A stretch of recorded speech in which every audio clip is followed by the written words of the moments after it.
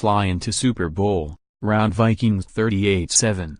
Philadelphia, app, hey Philly, maybe it's time to forget Carson Wentz. Nick Foles might be good enough to win the Eagles their first Super Bowl.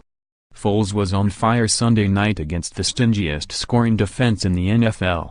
Philly made big play after big play on both sides of the ball in a stunning 38-7 rout of the Minnesota Vikings for the NFC Championship. Next up after their most lopsided playoff victory, the Eagles' first Super Bowl appearance since 2005, against the team that beat them then, AFC champion New England. Foles replaced the injured Wentz in Game 13 and finished off a rise from last place to first in the NFC East. There were plenty of doubters entering the playoffs, but the former starter in Philadelphia, 15-3, under another regime has been brilliant. His best work might have come against Minnesota, 14-4, and its vaunted defense that was torn apart in every manner. Foles threw for 352 yards and 3 touchdowns, showing poise, escapability and moxie in going 26 for 33. In doing so, helped greatly by the Eagles' domination on defense and a spectacular weaving 50-yard interception return TD by Patrick Robinson, Foles ruined the Vikings' hopes of being the first team to play in a Super Bowl in its own stadium. Instead, the Eagles will seek their first Super Bowl crown in Minnesota on February 4. Their last championship came in 1960. Over at halftime, Minnesota made it look easy at the outset, driving 75 yards on 9 plays, each of which gained yardage. The payoff was a 25-yard throw from Case Keenum to Kyle Rudolph well behind linebacker Najee Good as Philadelphia's defense looked confused on the play. That didn't happen again for Philly. Defensive end Chris Long had a huge hand in Robinson's 50-yard interception return. Long burst in from the left side and got his arm on Keenum to disrupt the throw for Adam Thielen.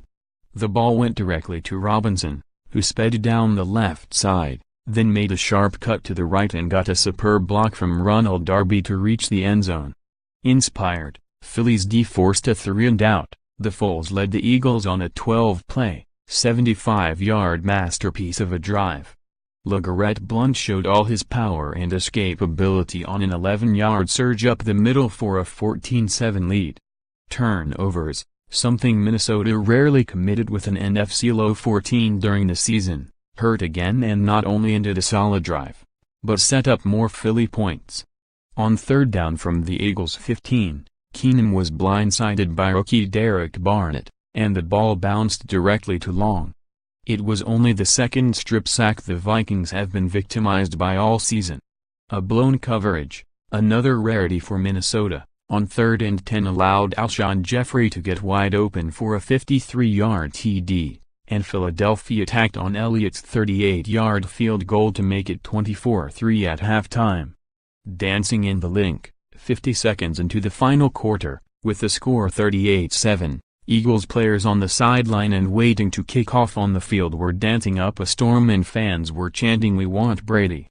They get Tom Brady and company in 2 weeks. Back to the big game, Long won the Super Bowl last year with the Patriots, as did Blount. Now they return on the other side. Quick drive, Philadelphia got the ball with 29 seconds remaining in the first half at its 20. Foles hit passes of 11 yards to J.J., 36 to Ertz and 13 to J.E. before Elliott's field goal to end the half.